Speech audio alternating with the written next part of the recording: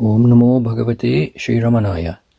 Sri Kunju Swami and the Steadfastness of Jnana. Selected verses from Kaivalya Navaneetam. Sri Kunju Swami came to Sri Bhagavan as a young man and was blessed to stay in the divine presence of his Guru while following his guidance in a spirit of total surrender.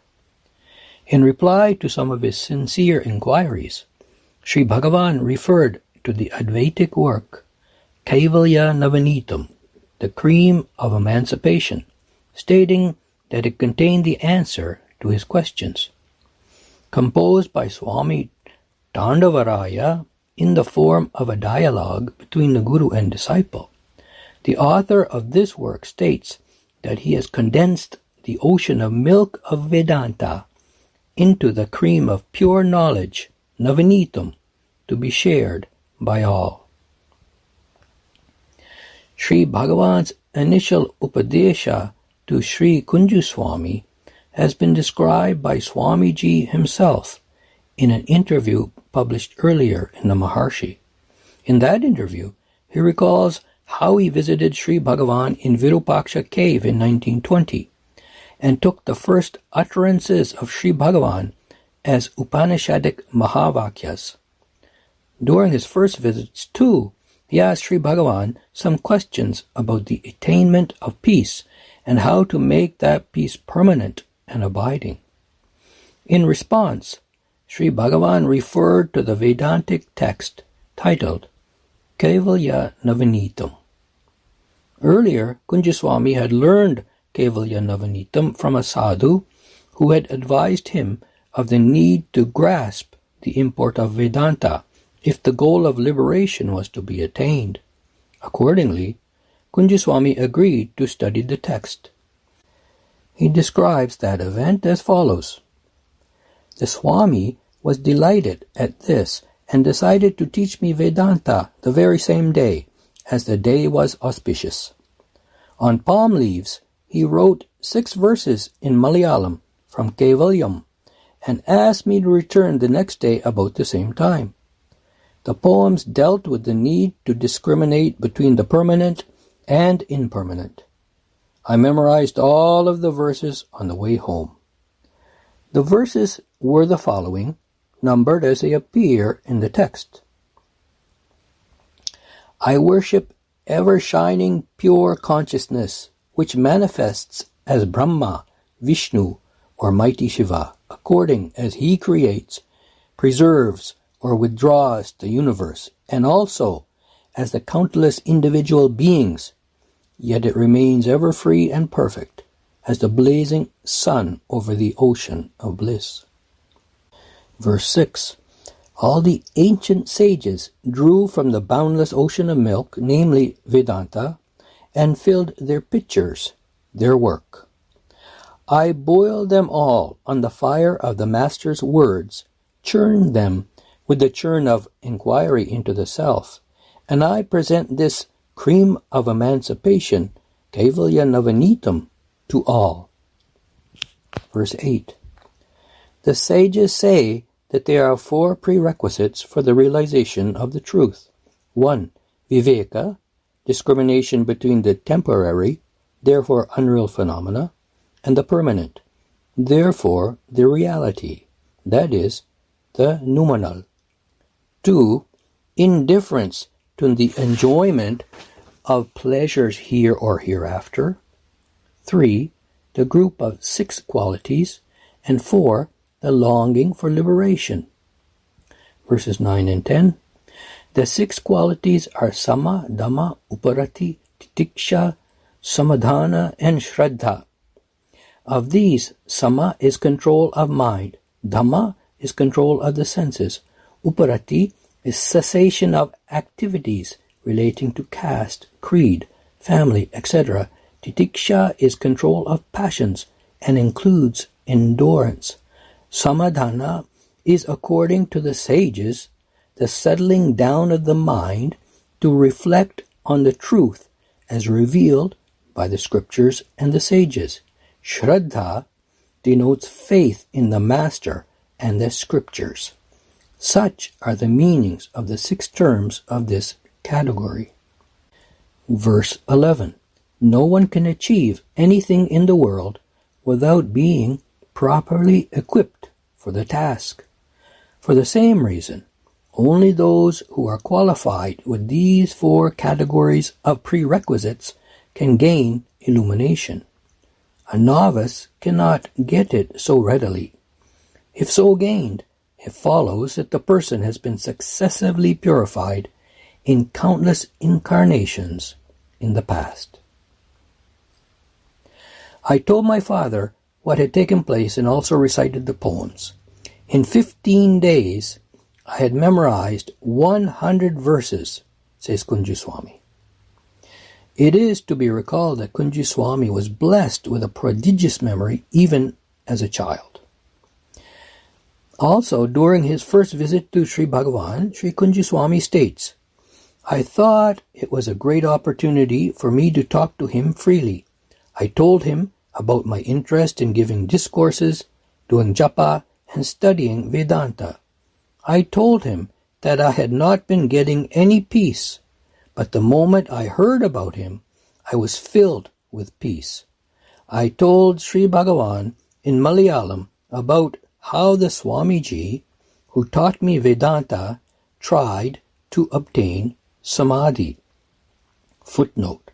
The Swami had announced that he would attain samadhi on a particular day, while being placed in a tomb while still alive.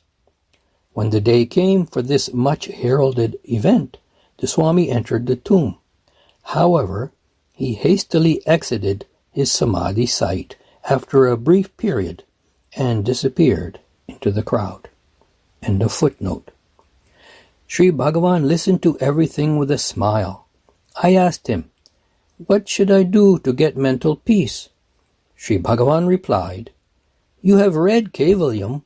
It is clearly stated that if you realize yourself, you will be freed from the cycle of birth and death and be freed from all trouble. The verse Sri Bhagavan referred to is as follows.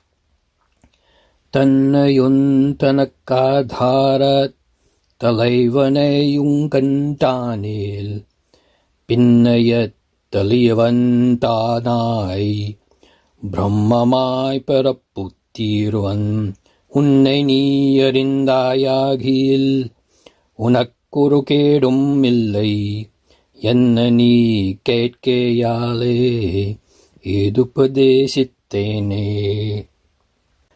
Verse 20. If he comes to see the individual self and its substratum, the overself, then he becomes the substratum, that is, Brahman, and escapes rebirth. Should you know yourself, no harm will befall you. As you have asked, I have told you this. Sri Kunju Swami continued, When asked how to realize the self, he said that I should first know who I am. When asked how I could find out who I am, he said, find out where thoughts start from.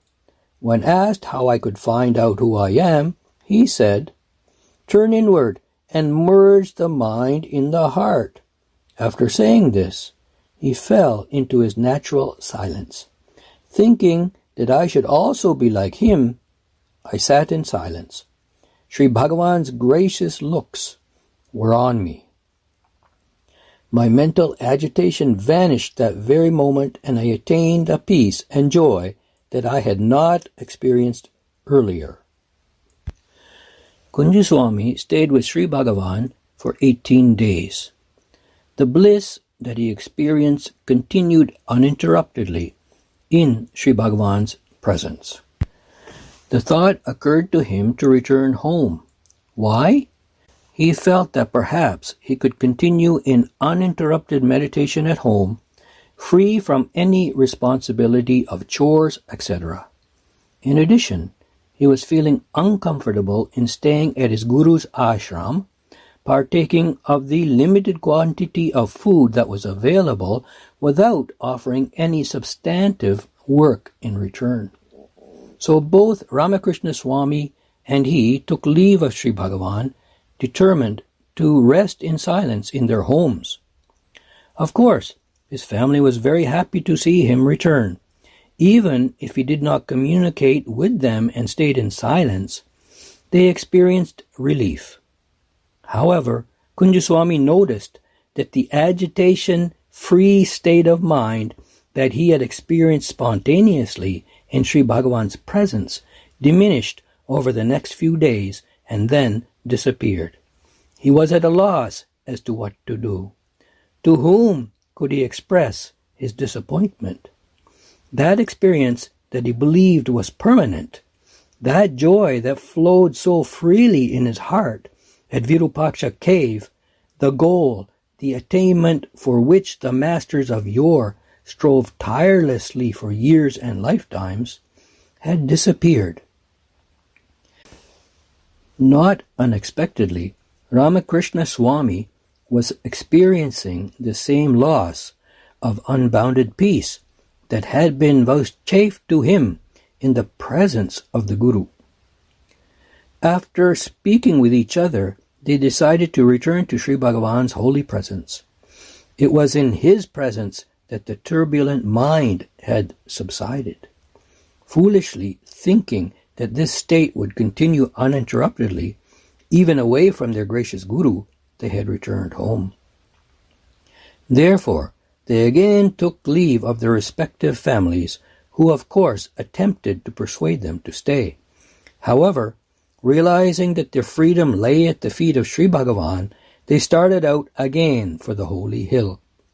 Sri Kunju Swami describes the great opportunity he obtained to render service to Sri Bhagavan. We set out in a couple of days as planned and reached Tiruvannamalai. We felt delighted when Bhagavan gave us a smile of welcome. During my earlier visit, I had felt uneasy dining as a guest of the Guru without doing any service to him, which I thought was not proper. This time, however, Bhagavan gave me a rare opportunity. Perumal Swami, who used to help with his daily chores, such as preparing hot water for his bath, washing his daily wear, massaging his feet with medicinal oil before bedtime, had to leave Bhagavan after my arrival. He deemed me fit to take his place. He must have reckoned that, trained in pious ways from childhood, I would not breach the observances of tradition, and hence entrusted me with his jobs. Had I returned to Tiruvannamalai a couple of days later, I would have lost the opportunity.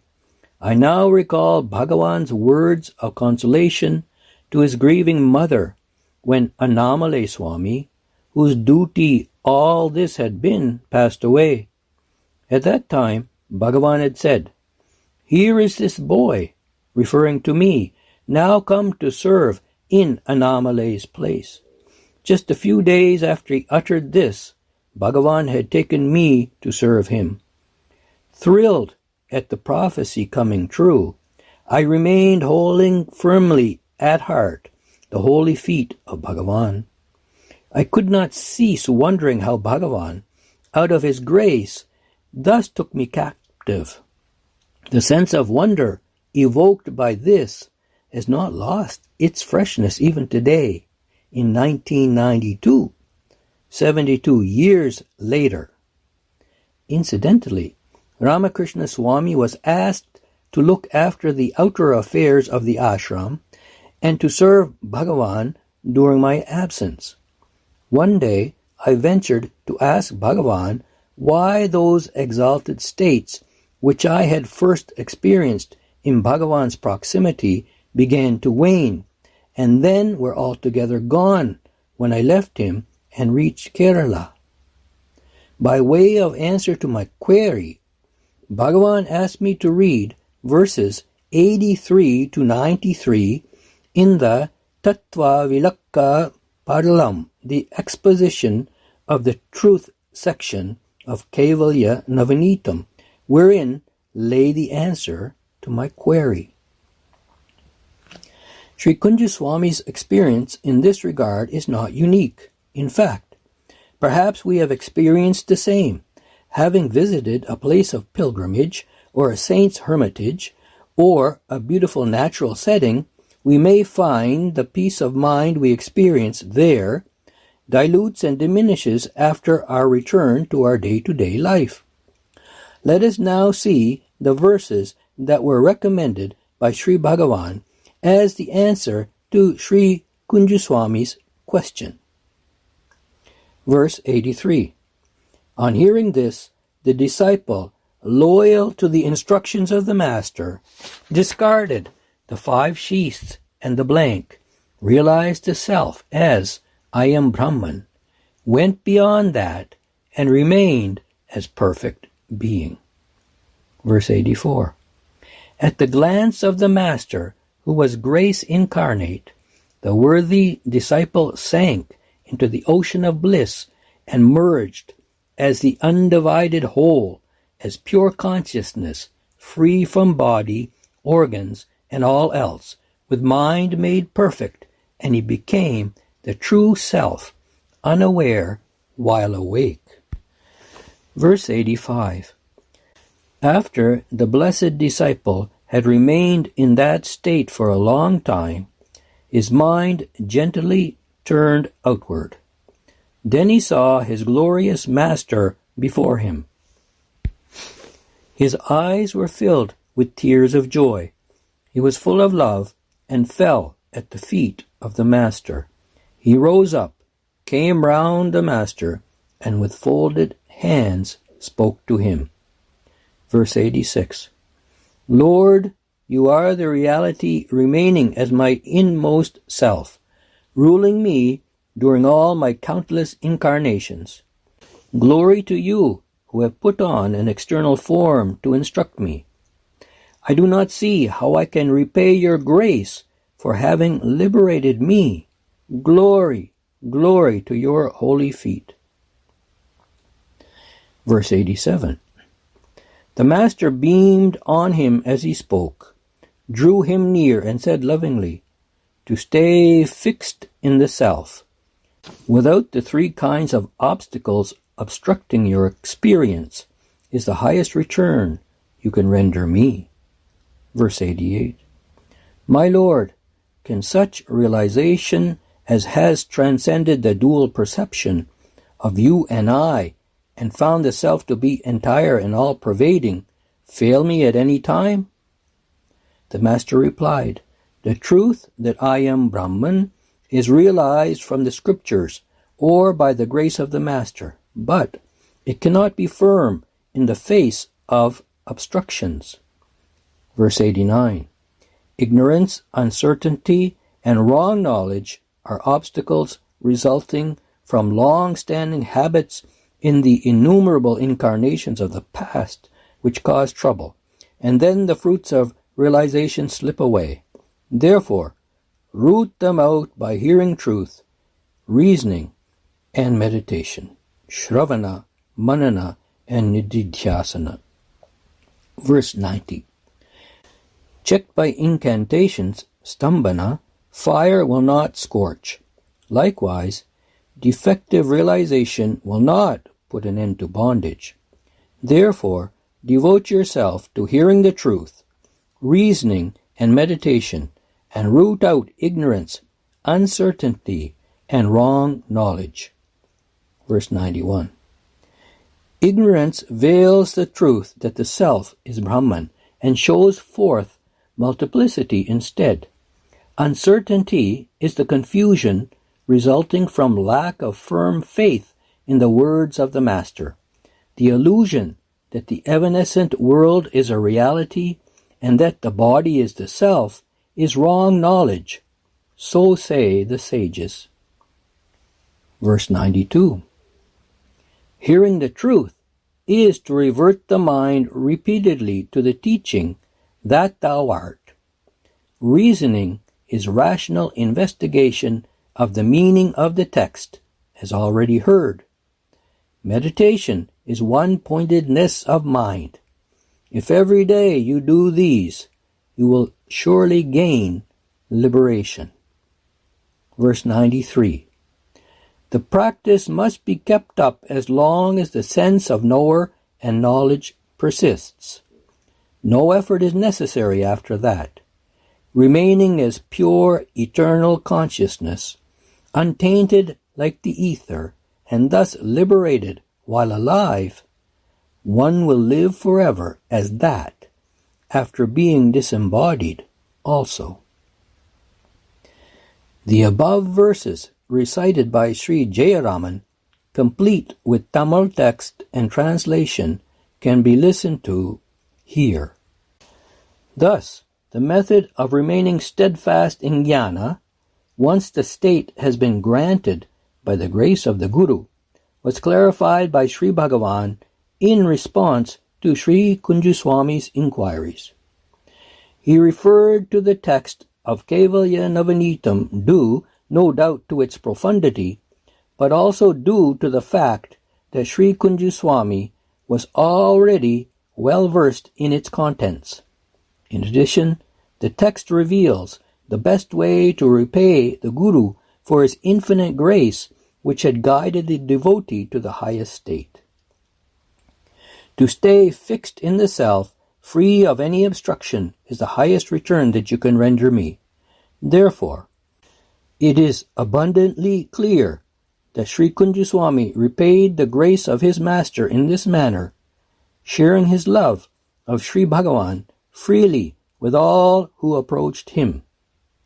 May this divine guidance given to Sri Kunju Swami encourage us also to strive to remain steadfast in devotion to Sri Bhagavan, unshaken by the winds of samsara, knowing that we have reached the safe haven of his feet. Om Namo Bhagavate Sri Ramanaya.